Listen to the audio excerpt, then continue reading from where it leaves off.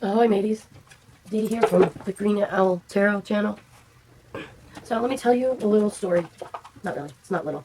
This is about, I can't even fit it in, the Nameless One Tarot and Grimoire. This deck of Tarot and Oracle in conjunction with the Grimoire guidebook arrived into my collection about a week after my most recent brain injury incident, and I am so struggling with this deck. It doesn't have enough cues for clues for visual or language connections for me, and it's a shame. It's absolutely stunning and powerful, but I cannot read it without the deck-sized guidebook, nor without the full grimoire. I can't read it. The coloration is challenging for me, especially with the course. So with the grimoire, I use the bookmark right there for the oracle section, which you would think it would be where the paper changes right there, but it's not. I don't even remember what's there. That's the end appendices. So let's get into the deck. The quartz. The deck is black core or sprayed edges. We have a silver foil stamped sigil. So I sorted and ordered it for this conversation we're having here. Excuses me. So in order to place these inside the deckings, you have to be able to decipher between the sigil and the symbols indicated. We've got pentacles on the layer underneath. We have Mercury and Virgo. And this one, we have air symbol, which, because it has a descending line, it also makes me think phosphorus. And the Libra it took me hours to see the Libra in this. There's the double line, and then there's the hump. It's so hard for me to see the Libra. And you've got the air of air in the sigil. You can kind of see the Virgo sign in the sigil, but it's still I didn't see it. I saw the one behind first. So this is Virgo, and it's red. This is Libra, and it's teal and gold. Coloration is no clue. Gestures are nigh impossible. This is a pentacle gesture. I only know because I studied it yesterday. And again, teal and gold. So we have, so confusing. Teal and gold, air. Teal and gold, pentacles.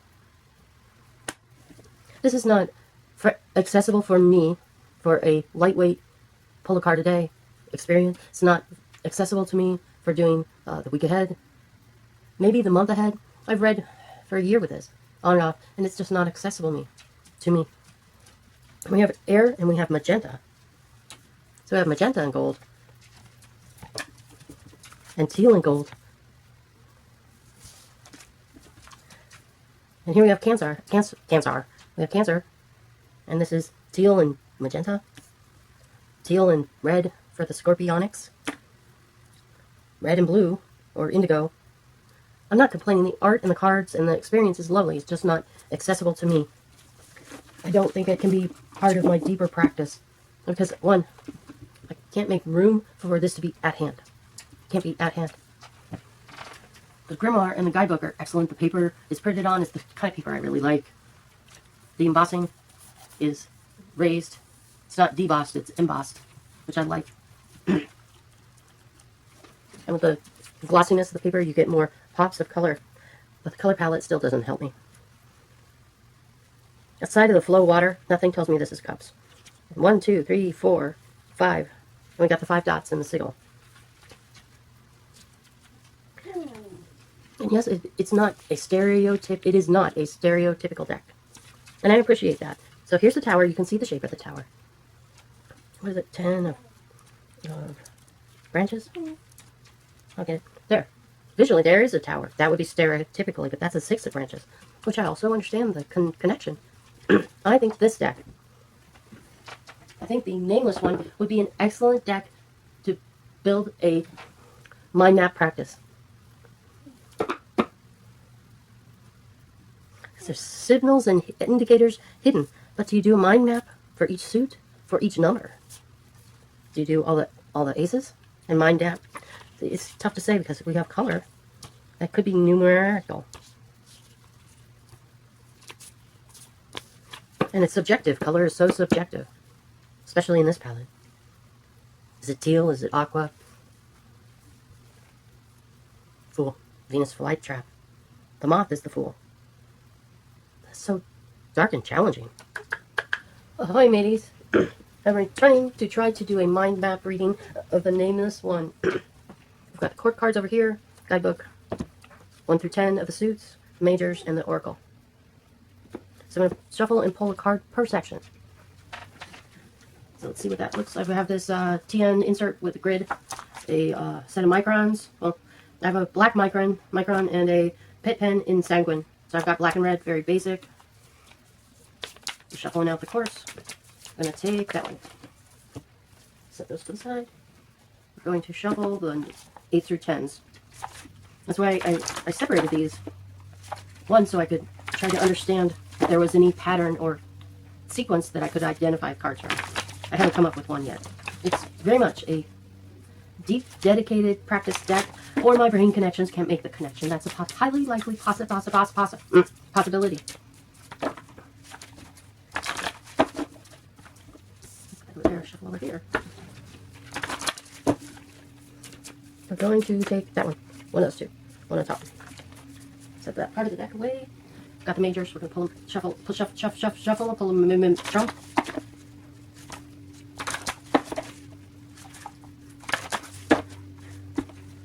This zero income period in my life has been it's been a little bit of a relief, and it's made me so conscious of my consumption and purchasing.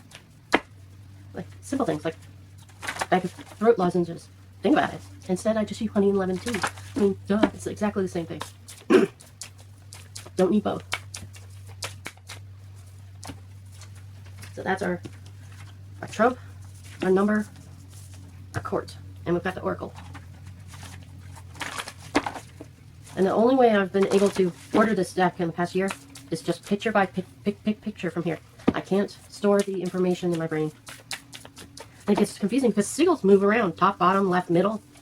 Sometimes I can't even identify the top and bottom properly if there's no clear visual cue, or like where there's a Ouroboros or two mirror kind of images. I can't tell the top and bottom unless I'm looking at the guidebook. The memory storage is done. Okay, we'll take that one. That's the oracle. All right, let's mind map this puppy.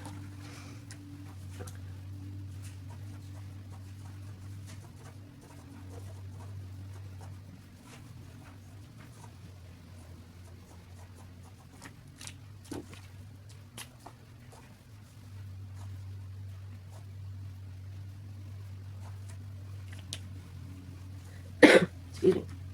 Okay. See, now I know this is the oracle. Trump, number, court. I'm going to go with that. I don't remember if I got it mixed up. See, this is not a court. This is a number. This is going to be not court either. Oh, what did I do? Did I mix things up so bad? Court. Oh, no. Oracle. I remember that was the last one. Okay. Court, oracle. Let's go with major and number. Oh, let me have this right. See what I mean about memory? Okay, so we have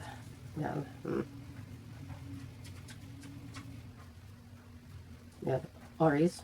Let's go with that. Let's give it a crown because it looks like an emperor. I drew that upside down. I'll figure it out. No, it won't. Orange.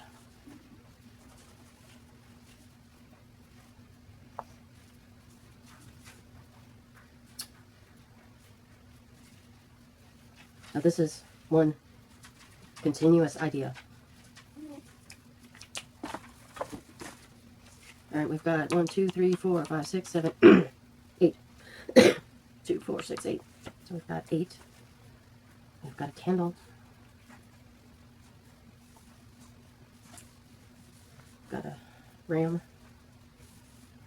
Cat, black cat.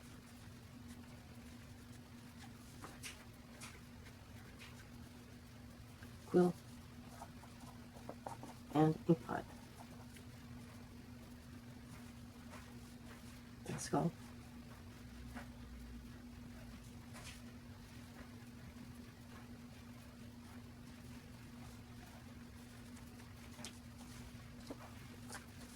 We have orange. We have teal and gold. Pentacles, coins.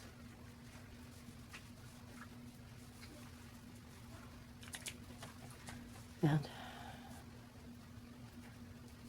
we've got, I look closer,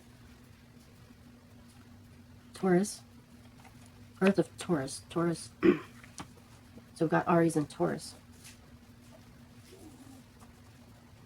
So very very fiery, earthy. We've got teal and gold.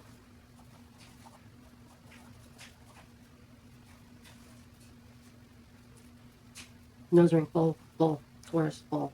Another indicator. That's how you lead bulls around.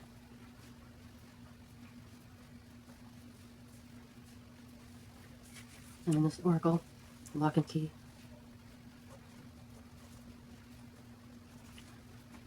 We've got a Yahweh. We've got navy and gold. And this is red and gold. Gold, gold, gold, gold, gold. That's the theme here.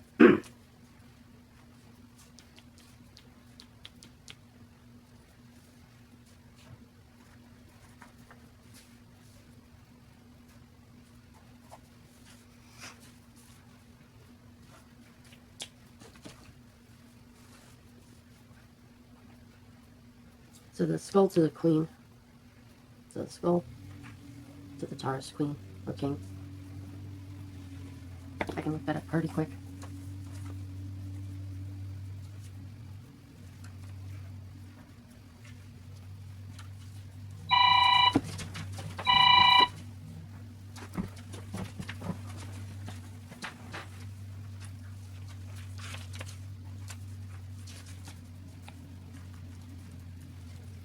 So we're jumping to the coins here to look up the...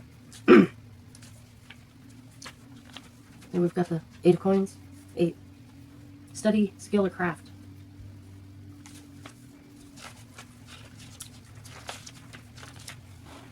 So it's not the king, it's the queen. Look at that. That pleases me that I remembered enough to puzzle out that was queen. This goes where I would have to use this deck every day.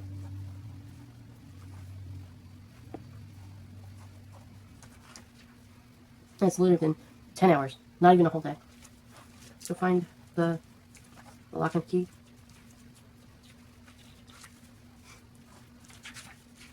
I just do it by thumbing through. Got it. Keeper of Secrets. Lock and key. That would go well with the moon card. Secrets, privacy.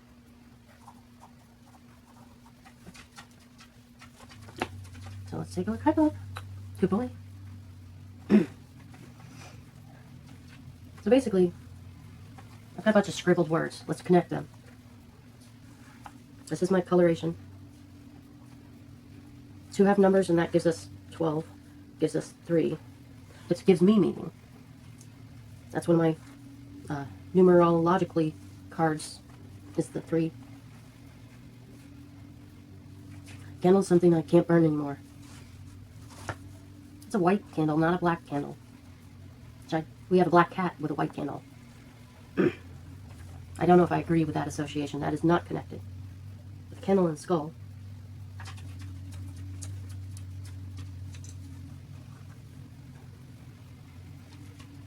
My writing is often secret and private. I don't have it under a lock and key, but my memory seems to be locked away from me.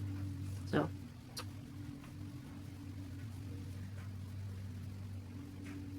the fire and passion of the Emperor and the dominance of the Emperor would also come back to the 8 of coins.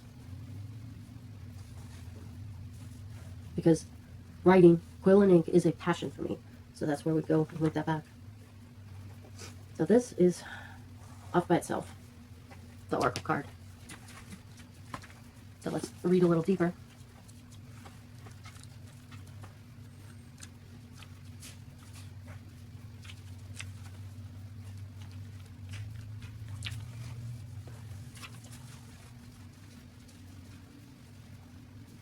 It even mentions IP. Rest assured If you are keeping secrets, they are safe for now. Expect locked doors, both physical and metaphorical, to remain closed at this time, likely for the best. So I have actively been trying to unlock a lot of lost writing things. I lost books of my writing, journals in the move, and now I've been trying to actually resurrect. Like there's a very short story that I remember loving. I've been trying to resurrect it. It's about sugar-addicted dolphins, but I remember it did something for me. I've been trying to resurrect it, and it's just not coming together. It's gone all different directions. But it has been a creative spark, but it's not a story that I care about. It's not a story that made the kind of impact that the original did. It's kind of silly, truth be told. My brain has been ruminating on other stories, but I can't produce the volume and quality, frankly, of the writing I used to. One speech therapist bitch put in official report that my writing made no sense. It was nonsensical. It was surrealistic poetry. I actually shared with her. One, I know I have quantitative and subjective proof that my writing has been good. But I can't produce the same style or quality anymore. I've been trying to find a different style that suits me, and I just haven't. So this is kind of where this whole mind map sprouts my brain into. And I think I need to harness this Emperor orange courage. Orange for me is a courage color. Ram through some of my blocks. Get through. Force my way mentally so that I can get over to the Queen of Earth area with my words. Be happy and healthy. Learn something new every day. I hope these thoughts help you, and I hope you find the Nameless one as a tool that helps you more than it does me. I definitely struggle. I could see how I made this work, but if without the mind map, I probably would have not made the connection. And the teal and gold for Earth, I don't get. Teal and gold in watercolor makes brown or mud or bronze colors, so that would work for Earth for me, but I struggle there. And this Papa Navy is very neat. Blue and gold. Be happy, healthy. Learn something new every day. I'm just going to sign out now. Ciao.